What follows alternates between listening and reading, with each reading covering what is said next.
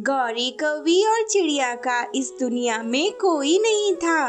गौरी कौवी और चिड़िया दोनों बचपन से ही अनाथ थे। दोनों बचपन से ही भीख मांग मांग कर अपना काम चला रहे थे। चिड़िया, अब हम दोनों बड़े हो गए हैं। इस तरह से कटोरा लेकर भीख मांगना अच्छा नहीं लगता है। इससे अच्छा तो हम कुछ मेहनत कर ले। हाँ गौरी बहन, सही कह रही हो। अब हम दोनों बड़े हो चुके हैं। इस तरह से भीख मांगना अच्छा नहीं लगता है। क्यों ना हम दोनों मेहनत करके कुछ खाएं। हाँ हाँ चिड़िया, चलो देखते हैं, कहीं काम मिल जाए तो अच्छा रहेगा। फिर दोनों अपने अपने कटोरों को फेंक देते हैं और काम की तलाश में निकल लेते हैं। उड़ते उड़ते वह एक सेठ जी की दुकान पर जा पहुंचते हैं। सेठ जी, कुछ काम मिल जाए तो अच्छा रहेगा। हाँ हाँ, मेरी दुकान पर 2 पक्षियों की जरूरत है। यहाँ ग्राहकों की भीड़ लगी रहती है, तो क्या तुम दोनों लोग संभाल पाओगे काम? हाँ हाँ मालिक, हम दोनों संभाल लेंगे। अच्छा तो ठीक है, हम तुम दोनों को यहाँ पर काम पर रख लेते हैं। महीने का 5-5 हजार रुपया देंगे। चिड़िया 5,000 रुपए सुनकर खुश हो जाती है। मालिक, पर मुझे करना क्या होगा? पहले ये बताओ, तुम दोनों पढ़े लिखे तो हो? हाँ हाँ, हम लोग पढ़े लिखे। हाँ बताइए। अरे मेरा मतलब है मैट्रिक तो पास ही होंगे। अरे हम कोई मेंटल नहीं है, हमारा दिमाग सही है। अरे क्या बोल रहे हो? मैट्रिक का मतलब नहीं समझते हो? इसका मतलब तुम दोनों लोग पढ़े लिखे नहीं हो, अनपढ़ गंवार हो। जाओ भागो यहाँ से, मेरी दुकान पर तुम लोगों के लिए कोई नौकरी नहीं है। अरे क्या बात करते हो, हम लोग पढ़े लिखे नहीं है लेकिन बहुत मेहनती हैं। अरे जाओ, यहाँ पर कोई काम नहीं है तुम लोगों के लिए। मालिक, हम पर रहम कीजिए। हम दोनों ने बचपन से ही अनाथों की जिंदगी गुजारी है। पढ़े लिखे नहीं है लेकिन मेहनती है। एक बार काम देखकर तो देखिए। अरे जाओ यहाँ से, भागो। फिर वह दोनों उस दुकान से निकल आते हैं। इस तरह से वह कई दुकानों पर जाते हैं, पर उन्हें कोई काम पर नहीं रखता है, क्योंकि वह दोनों पढ़े लिखे नहीं होते हैं। गौरी, हम दोनों को तो कोई काम नहीं दे रहा है। अब हम लोग क्या करेंगे? हाँ हाँ चिड़िया, हम भी बहुत परेशान हो गए। सुबह से भटक रहे हैं काम की तलाश में, कोई काम नहीं दे रहा है और जोरों से भूख भी लगी है। क्या करें? देखो गौरी, तुम्ही ने सुबह कहा था कि अब हम लोग भीख मांगकर नहीं खाएंगे। इतनी जल्दी भूल गई क्या?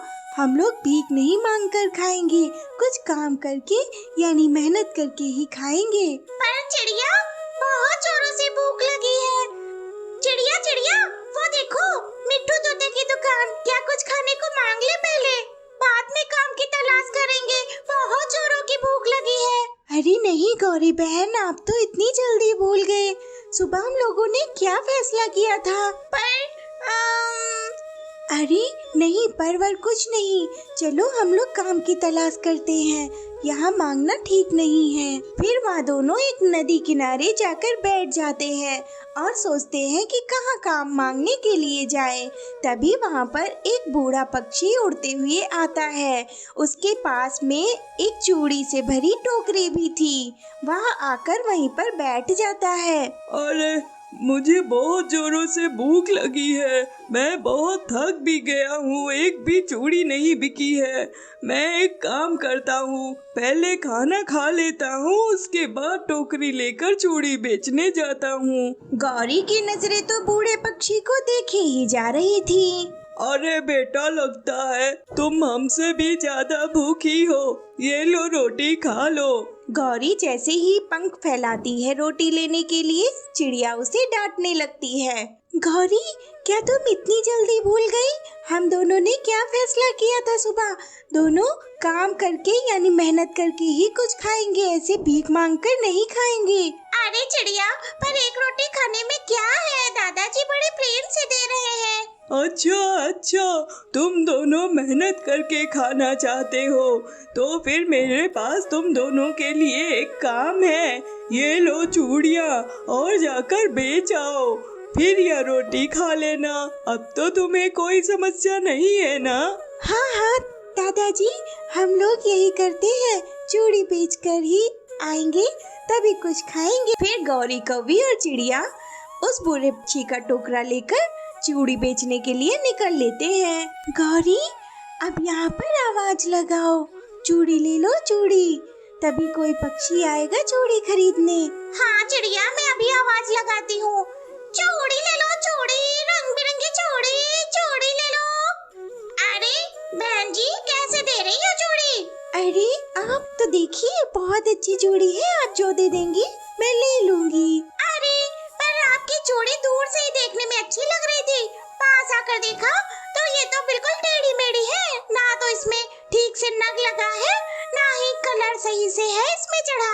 मुझे नहीं लेनी तुम्हारी चूड़ी। अरे तुम्हारी शकल ही बेशकल होगी, तभी चूड़ी तुमको बेहूदी लग रही है। भागो यहाँ से, मुझे नहीं देना तुम्हें चूड़ी। अरे तुम तो बड़ी ही बदतमीज चिड़िया हो, मुझे नहीं खरीदनी तुमसे चूड़ी। इतना कहकर वह चिड़िया वहाँ से चली जाती है। अरे गौरी, इतना गुस्सा नहीं करते हैं, हो सकता है दादाजी की चूड़ियों में कमी हो, हम लोगों ने बचपन से चूड़ी नहीं पहनी है, इसलिए चूड़ियों के बारे में नहीं पता है। फिर वहाँ दोनों चूड़ी लेकर गली गली में बेचने लगते हैं। जैसे तैसे करके उनकी चूड़ियाँ बिक जाती हैं।